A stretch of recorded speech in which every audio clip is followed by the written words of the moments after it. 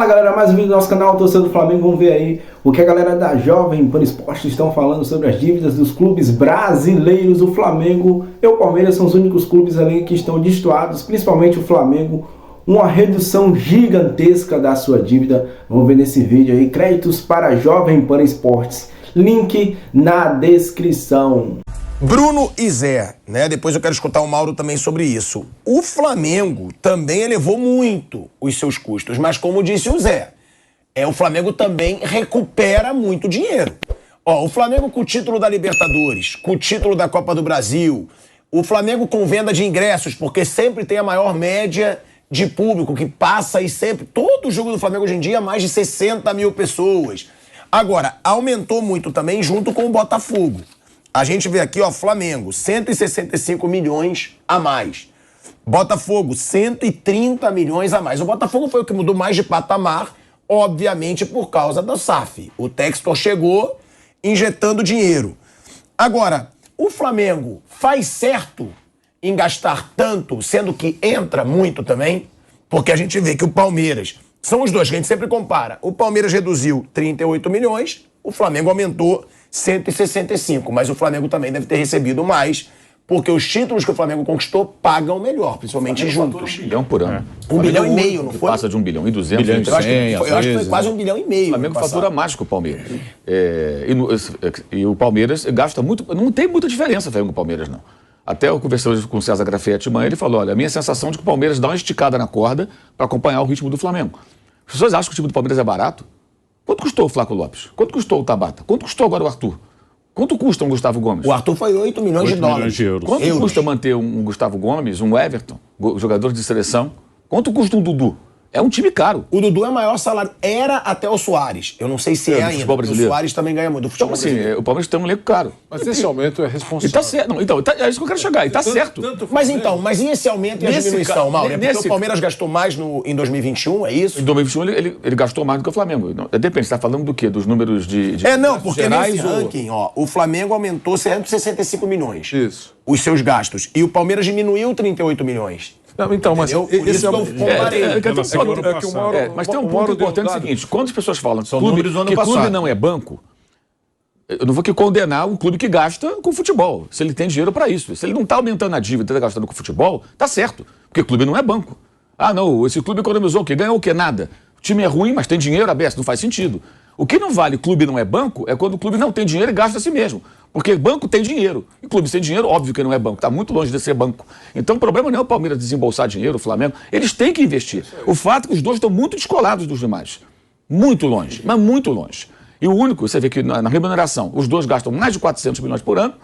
O Corinthians está na faixa dos 300 e alguma coisa, né? Sozinho nessa faixa. E dos outros são tudo 200 para baixo. E você tem um Fluminense gastando muito até pelo que arrecada. 36 milhões a mais. Você tem o Inter com a folha cara. Você tem outros, o Atlético, não precisa nem dizer, né? O caso do Botafogo é diferente. É a SAF, o investidor colocando. O Botafogo tem um dono agora, mas também é difícil recuperar esse dinheiro, hein? Com 19 mil pessoas no estádio, o jogo do Botafogo, líder do campeonato. Vai tirar de onde esse dinheiro? Esse investidor aí talvez tenha dificuldade para recuperar essa grana, a não ser que ele consiga vender grandes jogadores que o Botafogo compre barato e venda. Agora, esse ranking, ele pode ser... Calma aí que vai voltar para a rádio. Já voltamos para a rádio. Esse ranking ele pode ser meio questionável, porque, ó, eu tô vendo aqui o Atlético Mineiro, ele reduziu em 18 milhões os seus gastos. Mas então também pode ser o seguinte, gastou muito em 2021, sim, e aí 2022 gastou menos, porque, ó, Atlético Mineiro, menos 18 milhões, Palmeiras, menos 38. A gente não pode analisar os números assim de forma absoluta, pegar tudo, botar num caldeirão e analisar. Ah, esse gastou esse percentual. Não, que reduziu o gasto. Então, reduziu, claro, porque ele gastou muito no ano anterior. Isso, é óbvio. Ter gasto muito. O Atlético gastou muito mais do que ele pode, elevou sua dívida, que está em 1.300 bi, coisa assim, até o estádio agora também, né? E aí, em um dado momento, não, agora vamos para a austeridade. Baixaram um pouquinho. Baixaram um pouquinho. É isso aí. Quer dizer, não é significativo. Baixaram 18 milhões. É muito pouco. Às vezes você abaixa no futebol, mas, por exemplo, no caso do Galo, dívidas com juros bancários. Sim, dívida de curto prazo. Que você tem que pagar. Que eles vivem dizendo que aumenta dívidas muito, que é um peso trabalhistas, que todos têm um pacotão. Tem um estádio, inclusive. Tem um pacotão.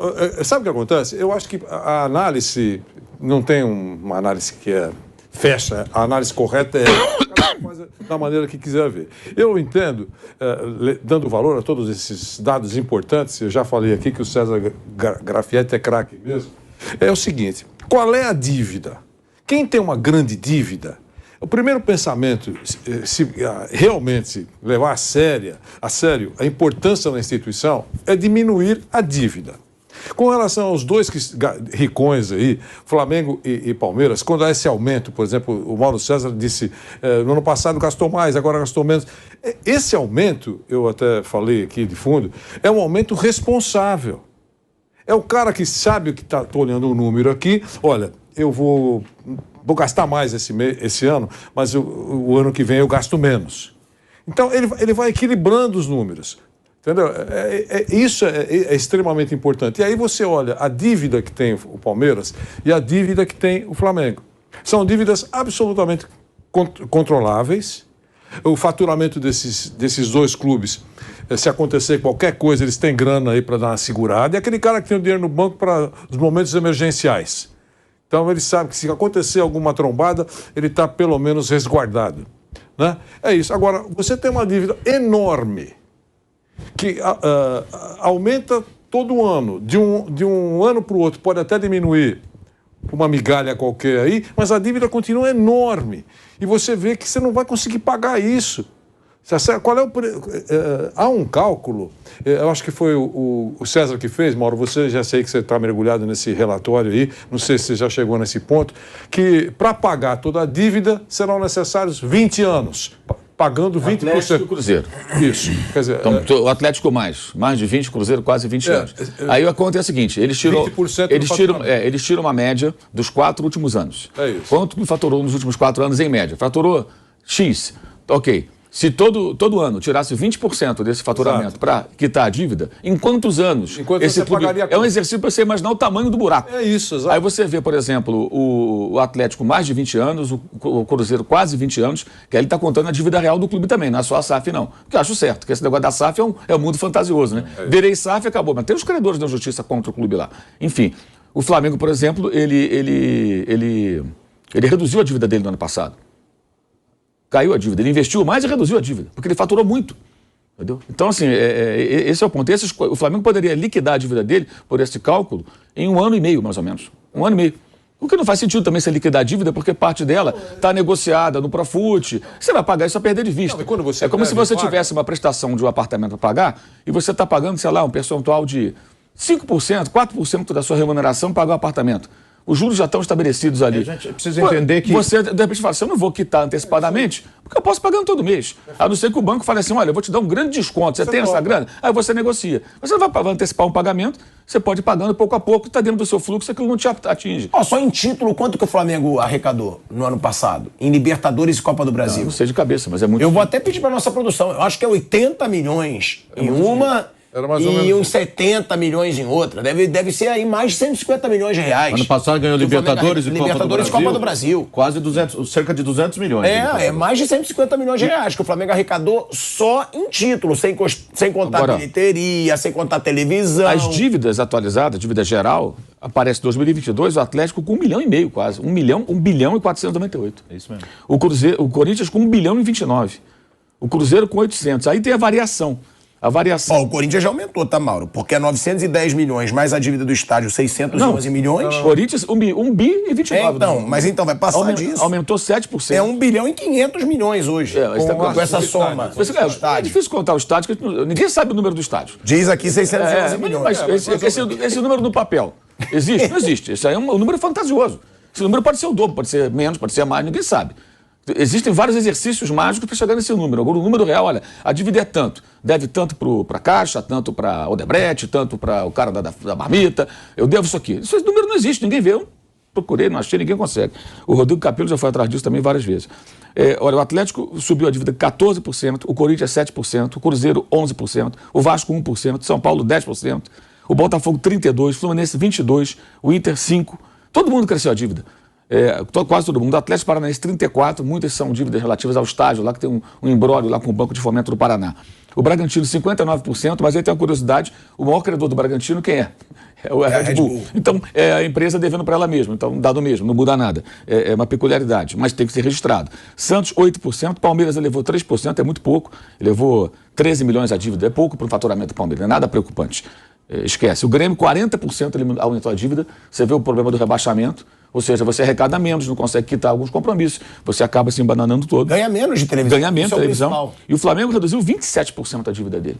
Mais de um quarto. Além de gastar mais, ele reduziu muito a dívida. O Flamengo foi o único que reduziu a dívida? Dos maiores, sim. Depois que reduziu dívida foi o Coritiba, o Avaí, o Juventude, o Goiás e o Cuiabá. Porque o Bahia também aumentou, o América Mineiro, o Fortaleza também aumentou, o Ceará também aumentou, o Atlético Goianiense também. Mas você pega o caso como o Fortaleza, ele aumentou seu endividamento, mas o clube está todo equilibrado, a dívida é controlada, está tudo em dia, então ele pode fazer um investimento em algum momento. É como uma empresa que, de repente, uma indústria, o cara fala, eu preciso comprar máquinas novas aqui para poder produzir, senão eu vou perder espaço para o meu concorrente. Estou com maquinário defasado. Ele vai lá no BNDES, pega o empréstimo e faz um endividamento, mas ele melhora a produção da empresa dele, fatura e paga aquelas máquinas, se for bem feito. No futebol não é diferente, você pode ter uma dívida com o banco, que for. A questão é ser uma coisa feita de forma controlada dentro do que você pode fazer. E tem outra coisa, até a dívida bancária, quando o clube, como acontece com a vida das pessoas também, se o clube tem crédito, ele é bom pagador, ele consegue negociar juros melhores. O Flamengo nos últimos anos teve situações de trocar dívida.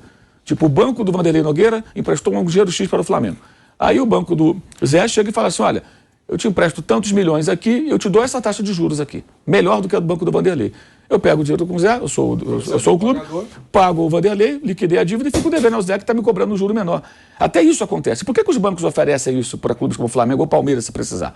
Porque são clubes que vão pagar. Tem crédito na praça. E tem ativos a receber, como, por exemplo, venda de jogadores para o exterior. Então, as negociações são feitas mais facilmente. Você sabe que não vai tomar calote. Ele começou a organizar o Palmeiras na medida em que ele pegava empréstimo no nome dele, que tinha crédito. Sim, que o Palmeiras não tinha. E ele não repassa. Ou seja, o Palmeiras lá, o banco queria 20% para emprestar. Sim. Para ele eram 3% é outra conversa. ao ano, 3,5%. Ele pegava, pagava, e foi a grande contribuição dele nessa área, além de organizar o clube, né? Assim, em termos de contratações, a gente precisa esclarecer para o torcedor que ninguém vende e compra jogador à vista. Sim. Por exemplo, o caso do Flamengo, ele vai comprar um jogador e assumir dívidas para o ano seguinte, também de acordo com as vendas que ele fez lá atrás, ele tem a receber no ano seguinte. Ele vai receber um volume de dinheiro em 2013, dá a liberdade a ele de comprar jogadores e já casar, vou receber tantas parcelas do jogador, do Vinícius Júnior ainda, que está recebendo ainda, né? Tenho a receber, ou do Vinícius, ou não sei, dos jogadores negociados ali. Eu tenho tanto a receber desse ano. Eu posso comprar um jogador aqui, casar o que eu tenho que pagar, entra aqui e sai ali.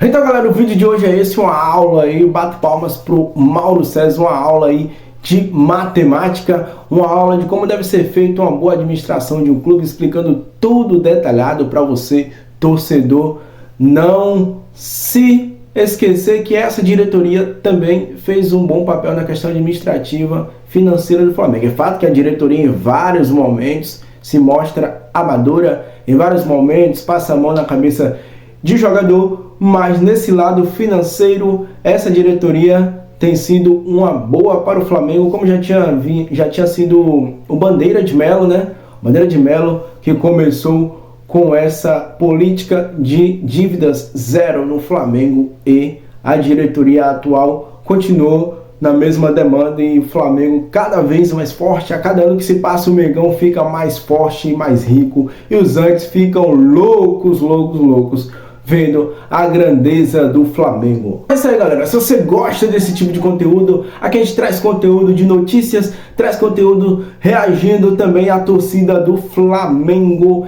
Então, se você gosta, deixa seu like aí, estamos crescendo aos pouquinhos. Se inscreve no nosso canal e ative o sino das notificações. Canal Torcida do Flamengo. Saudações!